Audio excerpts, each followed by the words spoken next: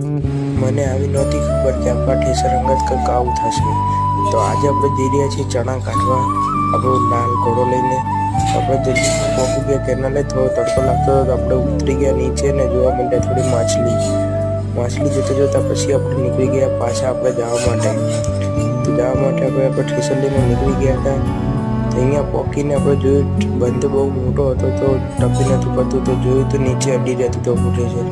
તો આપણે થોડોસો જુગાડ કરવા માંડી ગયા. જુગાડ કરીને આપણે જોયું તો પણ અડી રહ્યું હતું.